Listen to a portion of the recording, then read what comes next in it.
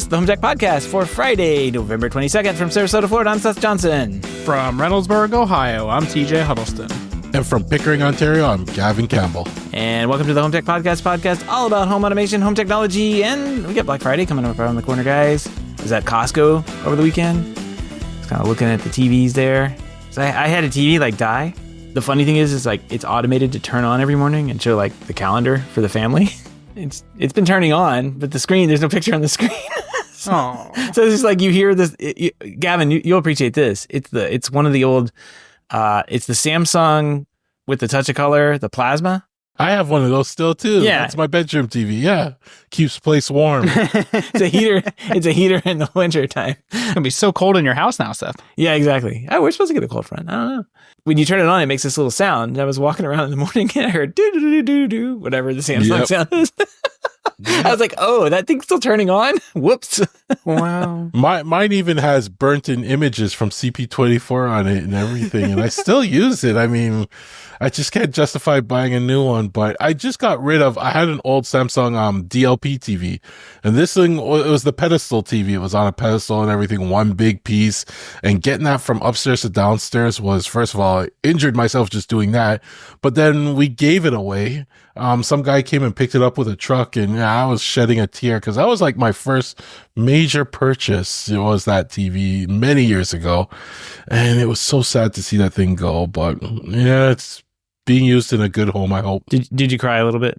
Yeah, he actually messaged my wife and said, we picked up the TV, but your husband's crying. You go console him a little bit. I just thought it was kind of weird, but whatever. Yeah, I felt bad, but, we gave it away and he's giving it to his daughter, so it's going to keep her place warm. Oh, nice. There you go. At least it moves on to a happy home. I at Costco, they had this 86-inch TV for I think it was 800 or $899 or something. I don't know. My wife made me go to Costco, and I was like, picked one of these up. Yeah. She's like, no. I'm like, yes. Well, bought this for our wall calendar. Don't worry, I'll get it installed this weekend. Word of advice, it's easier to ask forgiveness than it is permission. Yeah, Gavin knows firsthand about that. Oh, yeah. I was trying to figure out how I would get something like that home. If I asked in advance, I would never have gotten this 3D printer. That's true. She's forgiven me a long time ago about it, so I still have it. Did she, though? I don't know. It's costing me, but she's over it now, This is what I need. Sam's Club has that, remember that LG briefcase TV they released? Yes. It's the silliest thing ever. I don't know why you would need it, but it is currently $400 off, so I can get it for $800 right now.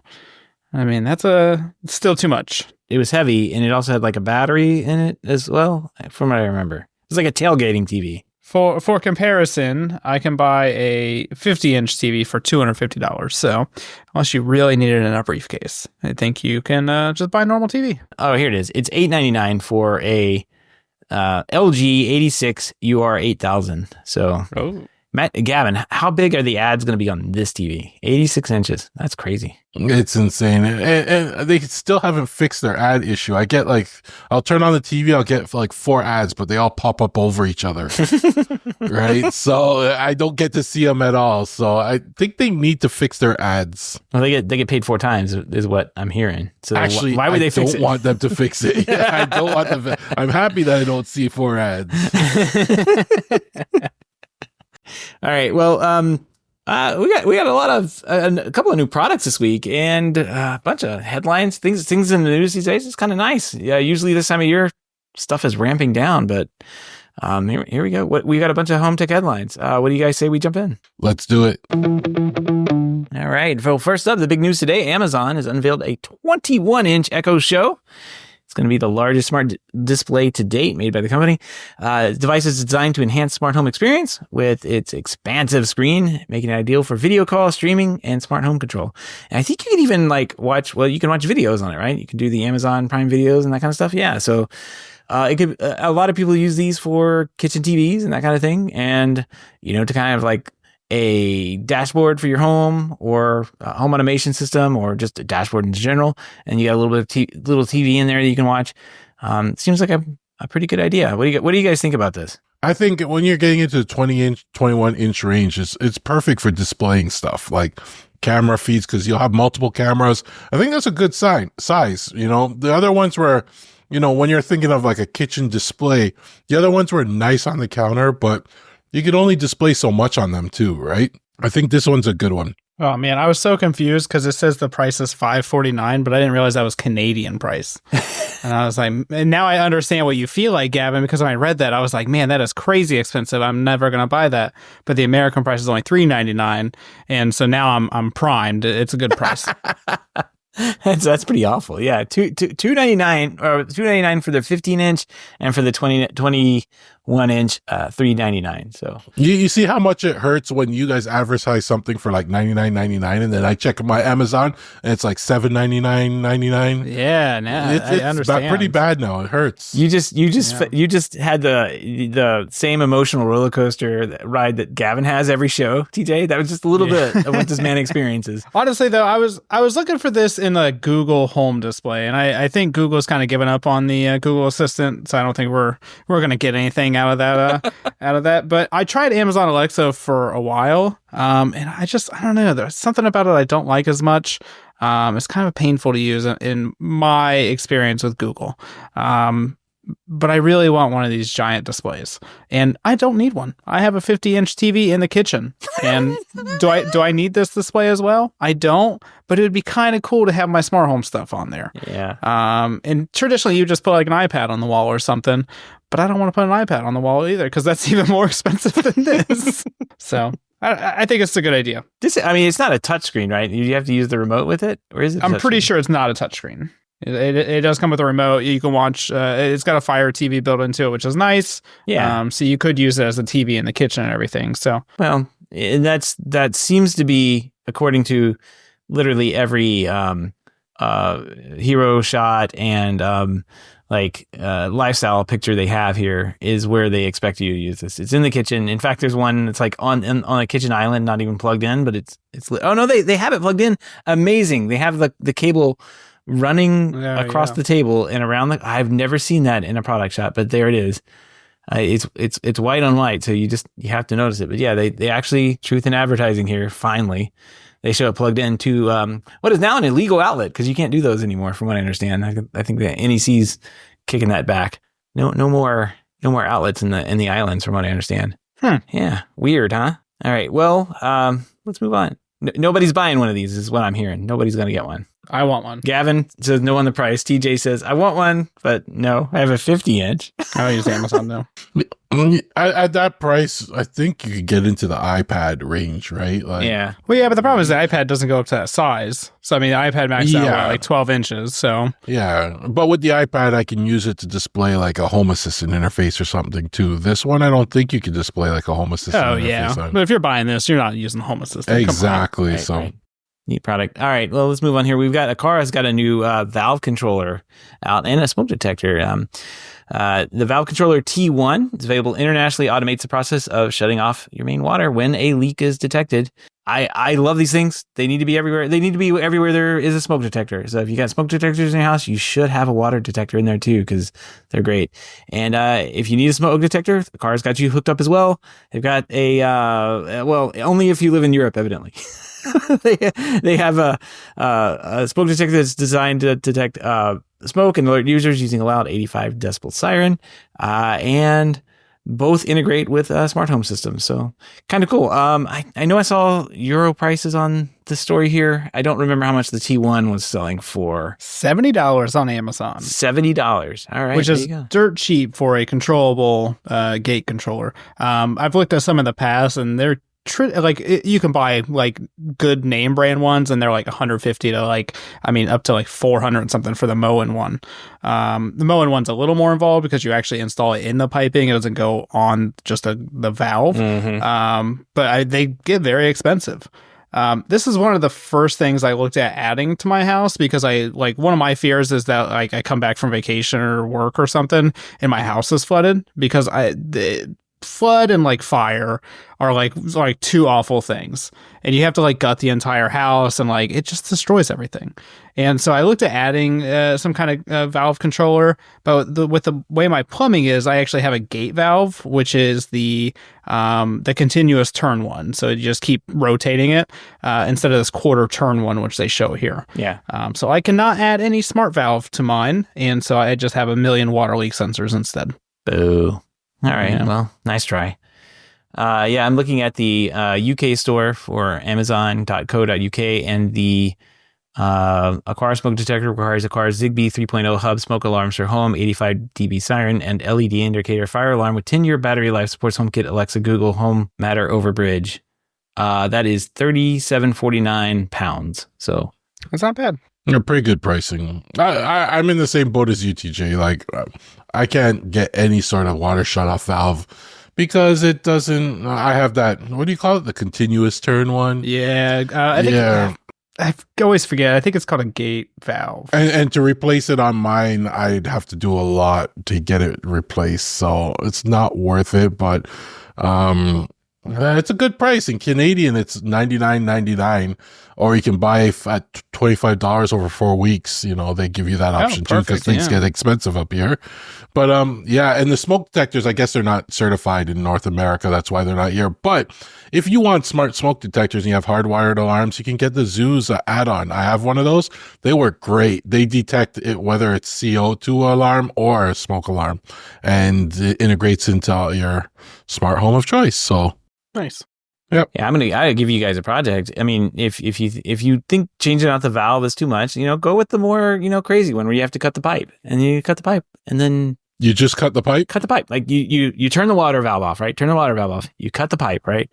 And all the water drains out. And then you go to the store and you get these things called shark bites, right? Oh yeah, and they just stick right on there. You Stop it, Seth. Stop it. Then you're a plumber. You're a master plumber at that point. Nobody should be using shark bite, especially for their main water. That's what I need it for. I looked at, same as Gavin, I kind of looked at getting mine done, and it was like $1,500 just to like repipe my setup because of it was like I'd have to like extend the piping and do some weird stuff to add it. So it was and plumbers are charging a ton of money these days. I don't know if you guys have got a plumbing quote recently, but those people make more than doctors. So. Well, I mean, as they should. I mean, nobody wants to deal with. Well, I guess it depends on which one you're doing. I have a guy that will do it for me. It's just, he's old school. So convincing him why I really want to do this is a challenge, and I have to catch him in a good mood. So maybe one day I'll get it. Yeah, but it's just the way everything's piped, where I have the shut off valve and then I have the water meter and stuff. I'm going to have to I guess I could put it after the water meter. That's fine too, right? Yeah, well, that's what I would have had to do. Yeah. They're actually coming tomorrow to change my water meter out. So I'm interested to see if they fix my plumbing. They're going to use some shark bites, and you're going to be like, "What?" I hope not. They're going to come back and fix it. I tell you that. And I was actually just looking. So I use we were talking about the Aquara smoke detectors. And obviously, we don't know the US price, but the rough translated price is about $45 US if you're going off the Amazon listing in the UK, which puts it right in line with the First Alert Z-Wave smoke detector. So about the same price. And I imagine it's actually going to be cheaper if they release it in America. So you probably save like $10 off it compared to what's out there right now. Well, they have a coupon, probably like a coupon flash sale. Yeah. Buy 2, get 3 free, It's usually how I've seen the Aquara stuff go on sale. Like, it'll be normal price. What was the FP2? It's like $80 something, and you see it on with a $20 off coupon. Yeah, $20 or $30 off. Yeah. And keep an eye out for the coupon checkbox. Pretty good though. You should always monitor your smoke and water. Yep, absolutely. Make sure there's no smoke. No smoke. You don't want either in your house in quantity. Only contains. You want the fire in like a candle or your oven. You want the water in pipes. Shark bites, guys. I swear. What's wrong with you? Shark bite. Hoo ha ha. All right. Let's move on here. TP-Link has launched the Tapo 810 Smart IR and IoT Hub in Japan only. You thought you were going to get a universal remote? No, you're not. Unless you live in Japan, I suppose. The new remote offers infrared control, to infrared appliances over voice commands, smartphone apps, and basically the universal remote itself. It has Matter compatibility, integrates seamlessly with various other smart home ecosystems, and the hub supports 21 different types of devices, including TVs, lights, air conditionings, fans, and compatible with over 8,000 brands. This doesn't look bad. It's really strange. It's 3,980 yen, which it roughly translates to $26. The price per button on this, roughly, because I can't see the full remote. Let's see if I can pull up one. Can't really see the full remote. Is roughly $2.37 per button. So I feel like that's pretty good. Getting down there. Yeah, that's pretty good. Why only Japan though? That doesn't make any sense. Maybe they have like a lot of like IR controlled like air conditioners and stuff. Or maybe it's just for now. Yeah, that's true. It may show up. It may show up. This hub looks very similar to or seems very similar to like the Aqara hub, right? It's got, doesn't the Aqara have like a speaker? Not necessarily a siren. Maybe it does have a siren. I'm not sure. The M3 hub, yeah, it has an annoying speaker that every time I add a device to it, it has to yell out. It has to talk to new you. Device added, yeah. And it's really weird that this has a siren, like putting a siren in the hub. Yeah, well, I expect like maybe if it has like some kind of, you can make like a software alarm system out of it or something like that. Yeah. You got to go to the remote and do like a sequence of button pushes to disarm the alarm. That'd be great. I don't know. Interesting product. We'll put a link to some pictures of it. It looks like basically a streamer remote. I'll buy one when it comes to America. Interesting. We'll have to keep an eye out and see if they actually come here to the States as well. All right, we got a couple of lock talk things tonight. Nuki has unveiled a 5th generation Smart Lock Ultra. And what do you think the Ultra stands for? It stands for ultra small and ultra fast, I guess, because it's a third of the size as the previous version, and it has this brushless motor that enables it to lock and unlock in under 1.5 seconds. It's over 3 times faster than its predecessor. So, not bad. It's one of the things that like these smart locks that you get every now and then. It's like you go and press the button to unlock, and it thinks about it, and you hear it strain, and it kind of like pulls things back. No, Nuki says, nope. We're going to put a brushless battery in this thing and like make it go fast. So that's nice. 349 euros right now, available in Europe in December, and it may work its way over here into the US. I think Q2 of 2025 is what it says here. It has a charging port, so it's got a built-in rechargeable battery. You got charge it that way, which would really suck when it dies and you have to wait for your lock to charge so that you can unlock your door. Like that would really suck. But yeah, good on them. And I would have been mad if I had the previous version. It took like 6 seconds to unlock. That would have really upset me too. That's way too long for a lock. The lock itself actually looks pretty nice. I don't think I'll ever run into one because I think it's a Euro cylinder that's only compatible with, right? No, they say there's another version for US coming out next year. Oh, okay. All right. Q2 next that's year. not too bad. But yeah, the rechargeable battery thing interested me because I'm like, what? That would stink though. You just have to. It's kind of like the upside down mouse from Apple, where it's like I have to charge this thing, but you're gonna make it in the most awkward way possible. Yeah, can't win them all. It looks like a nice lock, and that's most of the battle with smart locks because most smart locks are very ugly. They're promising a 6-month battery life, so that's not very good either. Twice a year, maybe 3 times a year, probably good. Probably 3 times a year, yeah. Because I think mine advertises like a year or so, and I only get like 8 months out of it. It's always less. I think what was nice, who was the one? I think Yale made some locks that didn't have anything on the outside, and they had like 9-volt battery terminals on the outside in case you get locked out. Yeah, you can fire up the alarm and unlock the door, or fire up the little panel and unlock the door with that. It's a smart idea. Yeah, I've installed a couple of those. All my locks in my house are Yale locks, so I like them. They just work. They've been making locks for a while.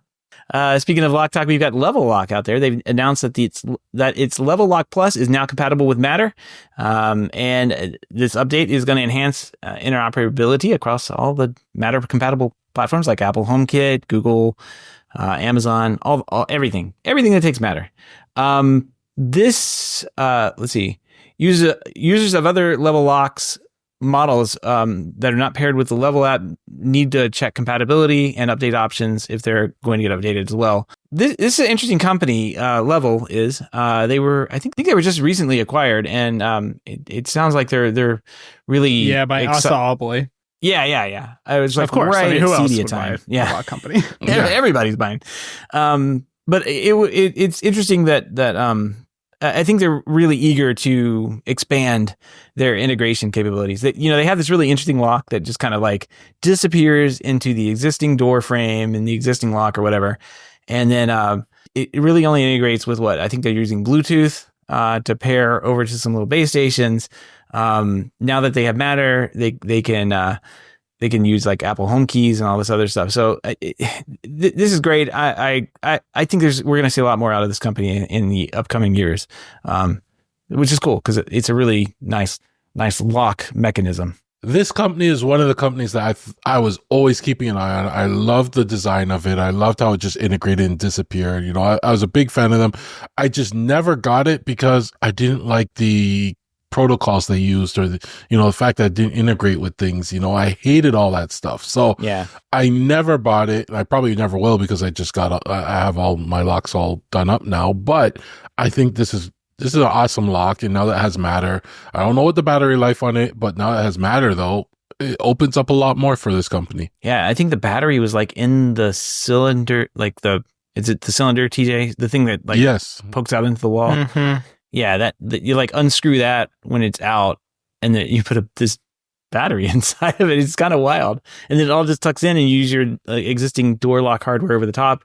No one knows it's a smart lock at that point, and I mean it's just amazing. So maybe now that they're part of a bigger company, they just launched kind of like a pro line or a pro thing at Cedia as well, kind of around that same time frame. They're going to have some more money, funding, ideas, and be able to have more resources from the bigger company to bring more integrations in. I think it's going to be great because people are clamoring to get this thing integrated with other stuff. Well, speaking of integrations, Google is announcing that it's going to start finally integrating Gemini, the AI large language model thing you can talk to, into Google Home products. Which is kind of cool. They announced that there's going to be AI camera search. So when you ask the AI camera search, you can ask questions like, did the kids play in the backyard? What knocked over the garbage cans? It'll interpret that, go through the footage, and give you a result on reply there. Also, I thought this was kind of cool. They have a new feature called Help Me Create. It's powered by Gemini as well. And it will soon be added into the Google Home app. This is kind of like the dream of smart homes. It lets you describe what you want to have happen. Just you tell it, and it goes off and does all the automations and stuff for you. And that's just brilliant. That's what I was doing some Home Assistant clicking and clicking and clicking and clicking and clicking and clicking and clicking and clicking and clicking and searching and searching and searching and clicking. And finally I like had a device selected, and then I had to go tell it what to do. Oh my God. Like that's what Home Assistant needs right there. I know that they're working on that, but man, that was rough compared to just saying, hey, at 4:00 in the morning for this week, I'd like to turn the lights on the under cabinet in the kitchen to 25% and then turn them off 30 minutes later. And that was kind of hard to do in Home Assistant. Took a while, took a long time. But I got it done. But if you could just say something out loud for that to happen, and it programs it all up for you, and it's done right, I think that'd be a really cool thing. So it sounds really cool. I'm kind of jealous. I don't have anything Google Home, but I'm jealous. Sounds like what Josh AI has too, right? Where a little bit you of can it, kind of like just voice program it. And you know what? Sometimes I cheat and I go to Chat GPT and I say, write me an automation to do this. It spits out the YAML. I paste it, and we're good to go. So there's another way. I should have done that. Yeah, there's another way you could do it if you really want, Seth. I didn't think about it, man. I should have done that. I mean, again, it's just trying to program something late at night. Lots of clicks. But I do like how they're integrating Gemini. I want to see more AI getting integrated into these smart home products, and useful AI, not a waste of time AI, not just like we have AI to say we have AI. I want it to actually do something useful. Yeah, I mean, Google's always had like the vision, I thought, is like what the actual smart home should be and look at. They very early on, they were showing like stuff that I'm like, yes, that's what I want to see. We're so far away from what this imaginary commercial is showing, but like, at least they were like, they had people there that were dreaming up and going that direction. Where Apple's like, hey, we introduced a HomeKit, and now you can use Siri to turn on and off your lights. Ha! Amazon's like, we made a thing that tells fart jokes. And it's like, Google had like, I thought the clearest vision on what the smart home should be, and just over time has not, I mean, it's clearly one of the organizations where like people come in, they have great ideas, and then they do something, they launch a product, and they're on to the next thing in their life. And nothing gets followed through, and then it ends up on killedbygoogle.com. So like that, unfortunately. I don't think this is going to be killed. I think they're still marching in that direction, but they have definitely had their own setbacks. I will say Smart Home Show 231 just came out. Adam, Justin, Richard, Gunther, and they had a very special Home Assistant guest. I'm not going to spoil who it is. It's Paulus. But you guys should go listen to that if you haven't already, because it was a good conversation. And Paulus mentioned something like that. He said, my dream is you go in and you say out loud what you want to have happen, and Home Assistant programs it all up for you. And you don't even have to think about it. Like, you don't have to do the YAML pasting and so everything. nice. It pastes the YAML for you, Gavin. Can it also create a dashboard for me? Because that's where I really struggle. I've got automations down now. I need a dashboard. AI dashboards, please. They're working on it. Yeah. It might not be far off, because I ran across this, what is this website called? I forget what the guy called it, tips.io. And it's like one of these website builder things that people come up with from time to time. And this was just a little like side project for this guy, but it's kind of full featured in the fact that it like just spits out a complete HTML website based on like really good code and I guess like Tailwind, CSS, all this other stuff, like in the web development facing side of things. Like, it does a really interesting job of putting stuff together, and it's got a lot of like cool integrations, and it makes like building a website and building stuff like super fast. And I was like, this is what you're talking about, TJ. Like, you do this and you just drag the stuff over and you got your thing made. That's kind of what they need, right? Well, again, TJ, you probably do that with ChatGPT. Just go, these are all my entities. Spit out the YAML for a dashboard, and it will spit it out for you. And then you could actually tell it, like, if you don't like something, say adjust this so it's like this, and adjust that. If you really want something like that, then there you go. Just make a list of entities, feed it into ChatGPT, and see what it gives you. Or I'll share my YAML with you, and you can just I'll just cheat off you. Yeah, that's gonna cost you. I'll just keep letting my interface be ugly because I don't want to put that much effort into it. So I just go to my phone and I click buttons, and it works, and that's all I need. I just need buttons, and that's it. Buttons. All right. Well, one last, I don't know, minor story here. Apple is set to ramp up smart home efforts. I think we talked about the security camera thing last week, kind of mentioned it and talked about them doing a security camera. We should take bets on that, I think, if that's actually going to be a thing. But it's 2026. We have plenty of time. But they also have a new Home Hub thing coming out that's supposed to be, I saw some rumors on this that was like going to be like a display that like hung on the wall or something like that. Like they're like a big iPad? Like an iPad that hangs on the wall, though. It hangs on the wall, Gap. It's not going to be 21 inches. I can tell you that. Apple's design sensibility won't let that happen.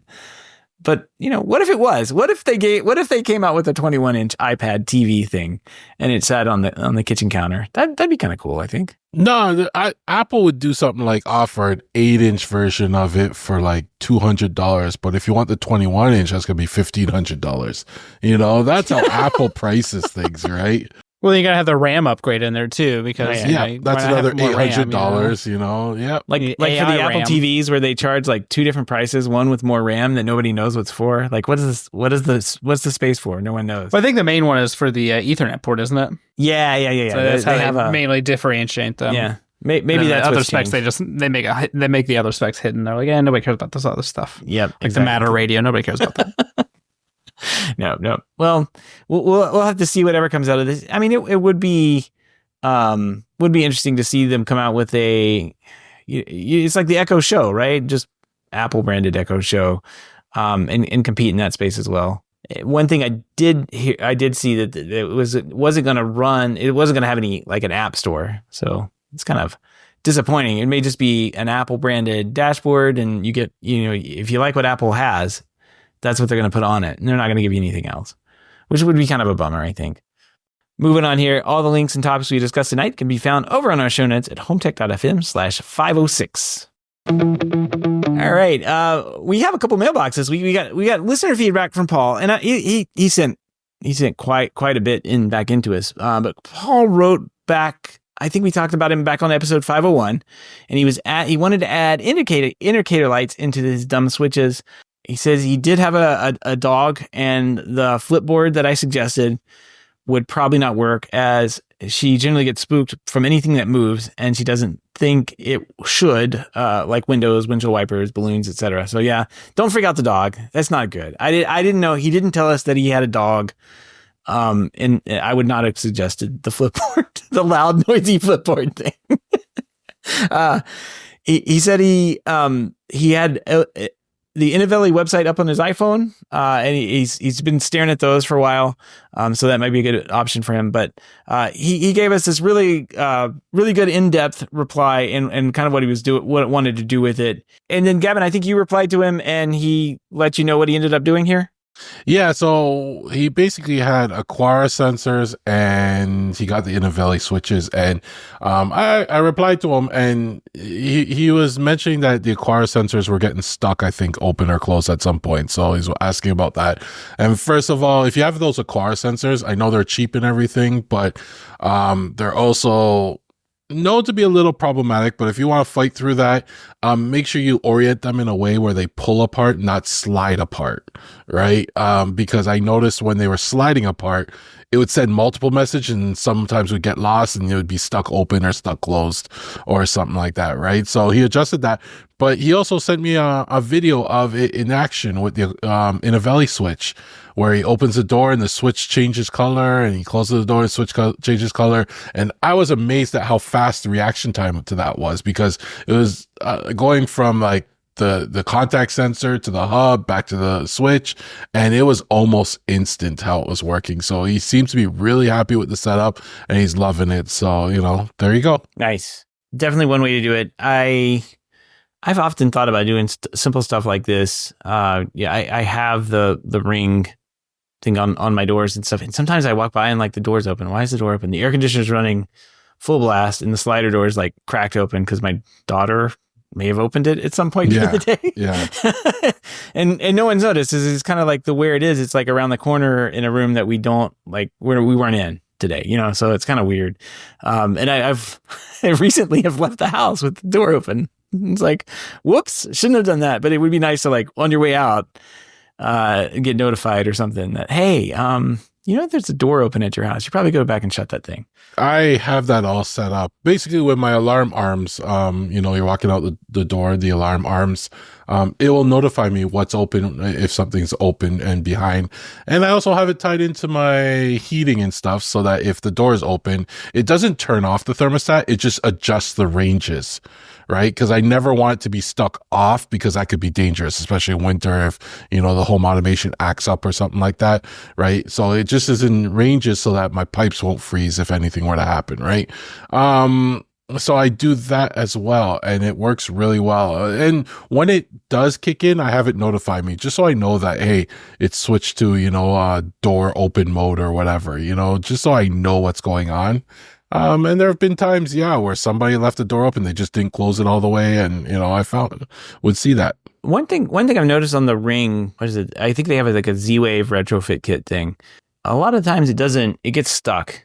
It'll think that the doors are open, and this must be a Z-Wave thing, when you have to basically like open and go back to the door and open and shut it, and then it's like, oh yeah, I'm gonna get synced up with the system and everything goes right. Yeah, the message gets lost sometimes, and I'm not a fan of that. Yeah, that happened a lot when I had the Z-Wave 700 chips, right?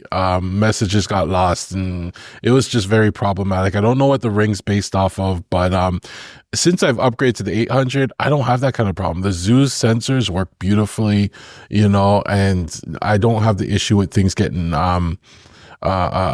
stuck. But you have to be careful though, because when you reboot things like your hub, it only remembers the last state it was in. So if a door was open when you rebooted it and then you close the door and then it comes back up, it's still going to think it's open. So there's certain situations you have to worry about. Yeah. Yeah. I think, I don't know if connected works any different. I think when I rip the Ring out, I'm going to put the connected thing in and then have Home Assistant run everything. And I think I can hook up the Ring Z-Wave security panel to interact with arm and disarm the fake alarm panel that's in Home Assistant. So it's going to happen because Ring's going to charge me money for products I don't like anymore. So I'm just going to eventually get rid of them. We do have another feedback, and I think this was directed towards TJ, who wanted to know how fast his USB-C charger was charging his device. This comes from listener Jay Josie. I don't know. We'll just say it's JJ. He says, buy a USB cable that is 1, rated for 240 watts, and 2, has a display. And he sent a link to these like AliExpress, my favorite whole website in the whole world right now, for some cables that this week are on sale for 65% off, at least the ones I see, for $5.65. And they're like USB-C cables with tiny little displays on them that tell you how much juice is going through them. It's pretty amazing. I like that. That is very cheap. I'm not sure if I trust the cable off AliExpress to tell me how fast my stuff is charging, but I can see a use case for this. I just want a charger that has it though. My battery backup or my battery pack has them. I like them. I just want it on my charger. I don't want to buy a cable. I like my cables already. Well, I was searching on here on AliExpress to see if I could. I mean, if you didn't trust these, I was going to search. I was trying to find if they had any shark bite fittings. Oh man, that you could have. So you could get everything done right here, one-stop shop. I wouldn't buy any of the Wago switches out there either. Yeah, definitely not. I saw somebody bought a Wago connectors at Harbor Freight, and they're like, "Would you trust these?" And I was like, "I probably would not trust those." You don't have to trust them. Next week, all this stuff is like 95% off, according to the little pop-up that I got. So AliExpress, you can't beat this website. It's amazing. It's absolutely amazing. And you can get some really good stuff off there. So every now and then, it has some interesting stuff and great gifts for very odd gifts for the holiday season. You can find here as well. But good suggestion. I've never seen those little cable things with the little displays on them, and that's really cool. I kind of like it. We do have a pick of the week this week. I think I found this on Mastodon somewhere right now, but it's basically a security camera, and it's kind of the old school security camera, but it looks like it was installed, and it's pointed directly at a sign, probably 3 or 4 inches away, that says, "This area is under constant video surveillance." It's like, it's not wrong. It's the point. It's pretty truthful. It's a good dad joke too. So I was like, well, you win. There you go. Unfortunately, I don't think it's hooked up anymore because I could see the BNC connector on there. It's not. Yeah. That's an old camera. This is the one that used to have like the little iris built into the lens that you would screw on. This is what every bank has at their place, and that's why you can't see anybody when they get robbed. Yeah. It's amazing, isn't it? This exact camera. Yeah, it's the exact one. Well, and in this case, it's pointing at a sign that says it's under surveillance. So anyway, if you have any feedback, questions, comments, picks of the weeks, or great finds on Alibaba, give us a shout. Our email address is feedback@HomeTech.fm, or you can visit HomeTech.fm/feedback and fill out the online form. All right, project updates. I didn't really do much. I did, TJ. I think we talked about this after the show last week, where I was on Unify's website, and I noticed that the G4 Doorbell Pro had the Wi-Fi version had color changing kits for it. Mm-hmm. And you said you hadn't seen them, and I just hadn't paid attention enough to that particular product. They could have been there for a year. I don't know. But I had this G4 Pro for the Wi-Fi version. It comes in black only. And for the longest time, it's been out there. It's great. It has the look down for the camera for the detecting packages and that kind of thing. Probably one of the best video doorbells I've had. And I decided, I was just randomly looking on the site, and I noticed that they had covers for them now. And I ordered a white one, and it got here, and I'm like, look, I took it out and showed my wife. She's like, oh, it would look, that's awesome, but it would look better in silver. Like, well, you know what? They have silver too. So I ordered a silver one. And then a couple of days later, the silver one showed up, and that's the one I put on. So Oh man, that's hilarious. I'm glad we both ordered white covers though, because I'm about to install one for a client, and I bought a white cover at the same time. I was like, oh man, they're gonna love this. It's gonna have white outer edges, and the entire center is gonna be black. So yeah. this will help blend in a little bit more though. Yeah, I thought it was funny, and then also, kind of silly that I ended up ordering 2 of these things. I think I ordered 2. Also, I ordered one for a client. I don't know if he ordered one, but we'll have to see. One of them is at least open now, and I won't be able to return it probably, but I don't know. You just have to pay a restocking fee, but yeah, it's not worth it on a $29 item though. I'll just toss it. Yeah. Or if anybody wants one, I'll ship it to you. TJ's got a bunch of stamps evidently I can use. But yeah, it comes in brick, which is really weird looking, like red brick, concrete, silver, white, and wood. And of course, and I the way it told you to install it, I thought was more difficult than, like, their instructions are horrible. Like, they have a little QR code that you could scan, and it goes to what they think, like, their interpretation of an IKEA instructions are, except they're very strong and less detailed, or very, very small and less detailed. And it looked like I had to take the whole thing off the wall, and I started like taking it apart, and I'm like, wait a minute. And all you had to do was just slide the thing, like slide the cover. It's just a cover. It goes over the top of the existing doorbell. You don't really have to do anything to it. You just slap the cover on, and it looks like a silver doorbell now. Genius. They should probably have videos or something instead of horrible IKEA drawings of how to install their products. $29 though, not bad. Yeah. And at the same time, I also got a with a little chime thing, little Wi-Fi chime, because sometimes the little integration doesn't work. It doesn't chime your HomePods or whatever. Yeah, doesn't work.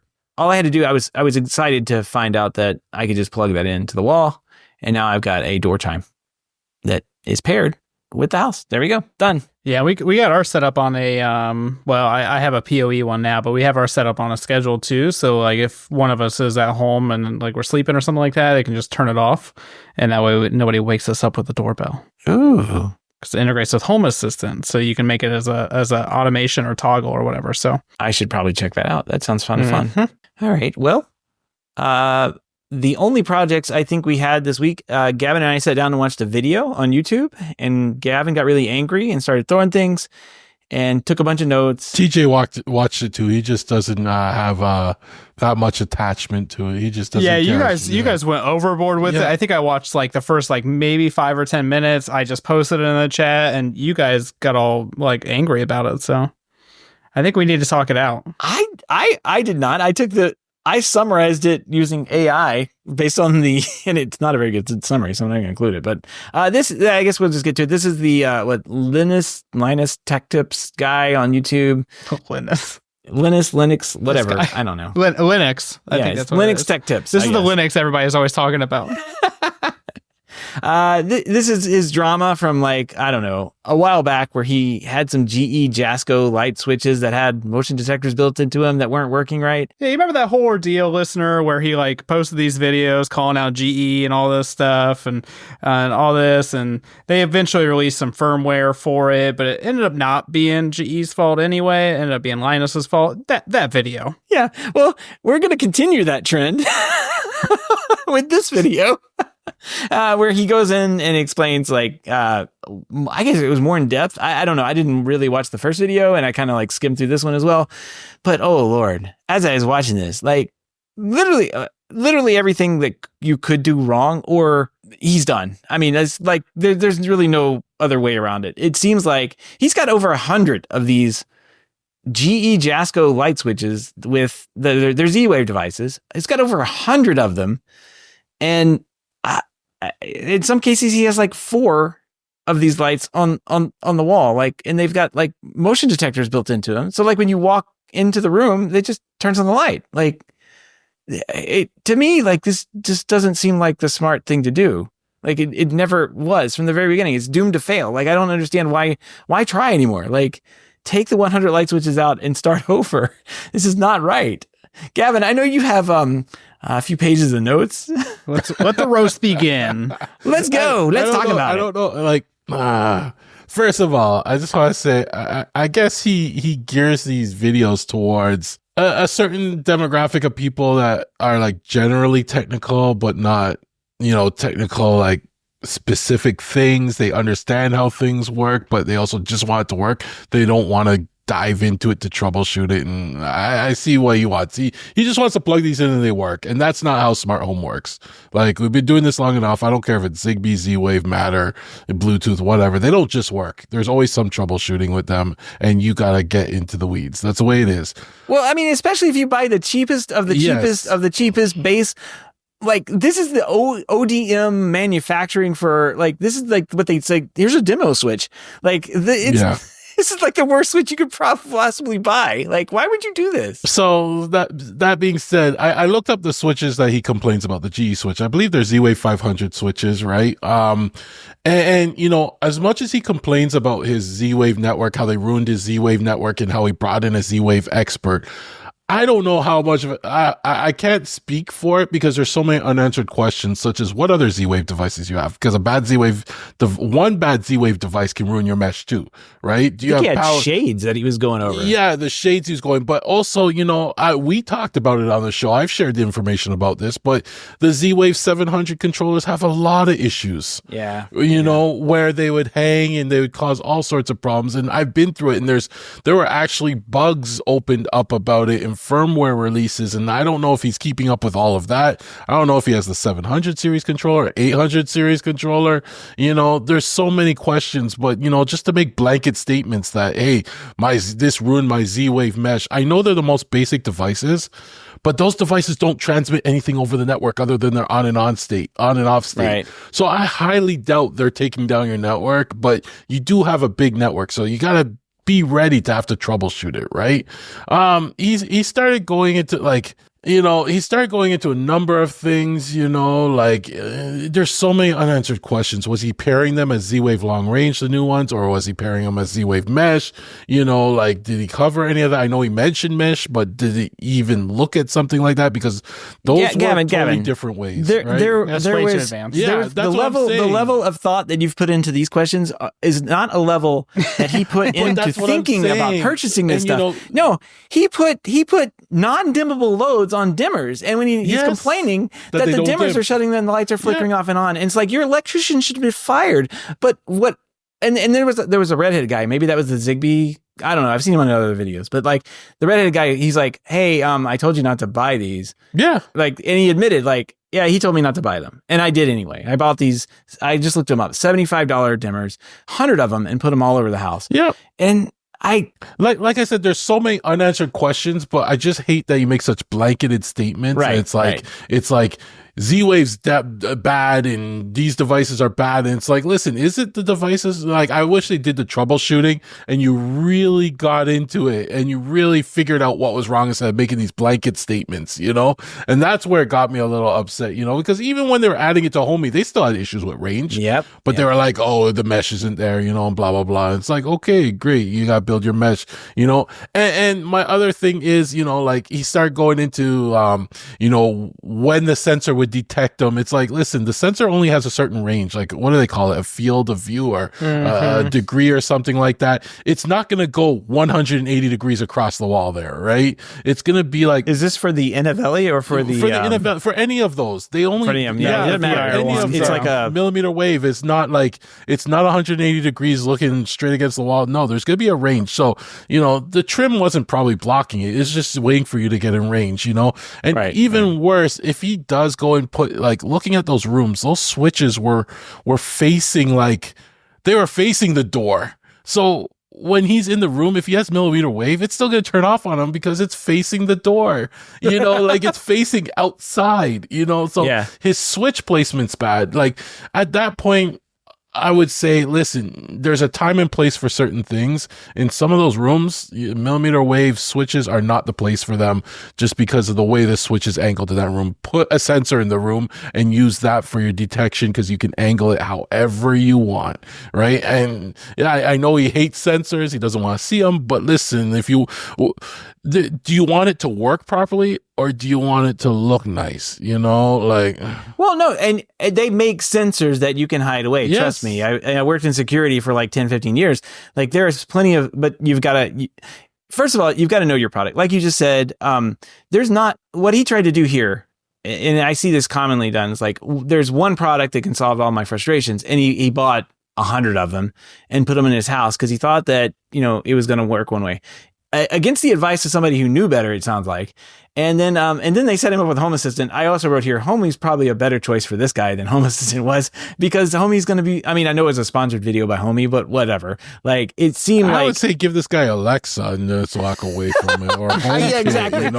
We need to get back to basics with him. Yeah. But the title of this video is, my wife hates our smart house. And, I honestly hate his wife, not his wife. I honestly I hate his smart house. His wife is right. Like, it's just a bad smart house, and it's not a smart house. It's a dumb house for a dumb person. Like, I'm sorry. I think she just hates him. Let's be honest. This is stupid. Like, this is what he wants. He wants to get clicks and everything, and for people to watch his boring videos. But like, I'm okay. He's does a ton of content creation or whatever. But like, it's just like, this is the dumbest thing to have done, and to like you're saying, throw stuff like these products under the bus. These $75 GE dimmer things with the little what do they call it? Like PIR sensor in them. They can be used in places. I would use them like in a closet. Like if I'm walking into a closet, turn the light on. I wouldn't use it in 4 of them, across in my kitchen, and like to pretend like that's going to turn on my lights when I'm in the kitchen. Like, they're not the right thing. He made a bad choice when he bought them. He made a bad decision against better advice, and now he has to live with it. And the way he lives with it is using his large bullhorn to throw companies and other people under the bus, when he was the one that made the problem himself. And take it from me, like, I have close to 400 devices in my house now. I had to actually do a tally the other day, right? And they're a mix of everything. But over the time I've done this, I've changed like through different controllers. I found the issues I had with the 700, upgraded to the 800, issues went away. I had the 500 controller. There were no issues with that. I'm not going to say that GE switches are bad switches, right? Because they're very basic switches that only send on off. They're not going to ruin anything. They more than likely, they work really well. There's something else going on your network that you're probably not taking into account, and you're just making a blanket statement. That's what's upsetting. Listen, that's what upsets me. when you're installing dimmers on non-nibble loads, like you're watching your garage lights flicker on, your CFL lights, your compact fluorescent lights flicker on and off because you're using a dimmer on a non-dimmable ballast. Like, you have not done this right. And they're probably dimmable switches, right? But they probably don't have the option to turn them from dimmable to non-dimmable. They're probably just dimmable switches, right? So right. That's what it is. Yeah. So then don't use them in that location. You can't use them. Like, Innovelli has a switch that will turn it from a dimmer into a regular switch. Like, TJ's here laughing, smiling, because he's like, you guys took this so personal. And I'm just like, no, it's just, when I see bad things like this, and I had to watch this video in chunks. Like, I got through 2 minutes of it, and I almost threw something at my screen, and then I had to calm down, and then I had to come back 3 minutes later and watch 3 minutes, and then Well, listen, this guy has 16 million followers, and this video in 3 days has 1.6 million views of him trashing his dumb house that he made. That's his problem. And he spent a lot of money on doing something really dumb, and maybe he didn't. Maybe GE sent him all these lights for free. I don't know, but at this point, like, it's time to rip those out and put actual product in that is properly designed for the house and does what he wants. You need to to actually install Lutron lighting. That's what you need. Exactly. And put sensors around. Like you're saying, like, put a sensor up. So when you have this much stuff, you need to go with like a professional lighting system. It's just you have to, unless you want to troubleshoot it all the time. Exactly. It's the wrong product. It's not a bad product, like you're saying, Gavin. It is the wrong product, and it's a bad design, and that's all it is. It should never have been. You shouldn't have a house where you walk in and there's 4 PIRs facing out of the lights. It's so stupid. TJ, I don't think he needs a pro system. I think he needs somebody to do it for him. That understands the space. So someone that's like a smart home professional in that space, to come do it for him. That's only going to get you professional lighting, though, because a professional is not going to come in and do Z-Wave. Exactly. They're not going to come in and do Zigbee. I don't know if that's going to help, because he seems to have had the opinion against everybody else's advice that this was the way to go. Yeah. So like, Oh yeah. And what? Well, that's just Linus though. That's every Linus video. yeah, So. this is what he wanted. And just because it was the wrong thing, now it's everybody else's problem, I guess. And people are going to these videos and watching them, taking technical advice about this stuff from a guy doesn't know it himself. Like, when you look at it, it's just like, man, like he must be not explaining it right. He must understand this stuff, but his Z-Wave expert should have had a lot more like information for him. There's so many unanswered questions, but if I was a Z-Wave expert and I walked into a house that had 100 lights with motion detectors, I would have turned right back around and walked out the door. You know what? I don't know. There was his assistant guy that was like, I told you not to buy these. Exactly. Like, I told you not to get these. And he's like, yeah, you did. It's like, I haven't said it today. But, it's like, there were people that in the room that said, don't do this. And he did it anyway. And I've had clients like that. I've had clients that knew they were right over advice of, experience and, having been there and done it a million times. And I have my scars from this stuff. Like, but this is not the right thing to do. Like, if you want lights to automatically turn on and off, you have one sensor, maybe two, that cover the areas that you want them to monitor and set up, like what you're doing, Gavin. And you have that sensor trigger lights in a lighting scene, and you don't go through this like there's no way. That's not how motion sensors work. Motion sensors are just little heat sensors that have beams, and if you track between two of those beams, they kick on. That's it. So yeah, this was a bad design. It was bad. It was a bad product choice. And yeah, he needs to have somebody come in and show him the ropes on what an actual smart home looks like. Linus, if you give me $1 million, I'll come in and do it for you. $1 million. Just $1 million. I'll do it for 900,000. All right. Wait. He's in Canada, so Yeah, that's $1 million Canadian. Is it worth it for you, TJ? $1 million Canadian. Yeah, probably not. I have to get it exchanged or whatever. You can get that done in the mall. I think it was bad of Innovelli to even send him the switches because it didn't look good in this video. But like I said, based on the placement of some of his switches in the rooms, he's probably still going to be disappointed when he does eventually replace them, and they're facing out the door and being triggered when you walk by the room and not monitoring anyone in the room. Like, he really needs to rethink, we put a sensor in this room, and leave the switch as just a switch, Yeah, I don't think it's a bad advertisement for Innovelli per se. So if you've looked at the Innovelli forums, they've started working on this millimeter wave switch. They're trying to release a version for all three of them. They got I believe a Zigbee, Z-Wave, and Matter one. They have a bunch in stock currently, but the sensors are very finicky. They're giving like false positives. They can, there's no way to, if I remember correctly, there's no way to like fine tune them. And so you basically like, you're just stuck with the sensor blasting all the time. And as people are walking through like hallways or the other room or something like that, the sensor is so freaking strong that it's catching up in the other room. And so at this point, they're thinking about just completely redesigning the switch and going with a different chip, and going with a different manufacturer. And so at this point, what I'm assuming is happening is that they're probably not going to sell these. They're probably going to give these to people that they know or people that maybe have ordered them and be like, hey, we're going to release this to you guys only, and that's it. But they're probably stuck with a bunch of switches that they cannot do anything with. I know a guy with 100 light switches he needs to swap out. Like, yeah. And they got some advertising out of it. I mean, they kept calling out Homey in the video and everything like that. But Linus's target audience might buy these switches just because of this video.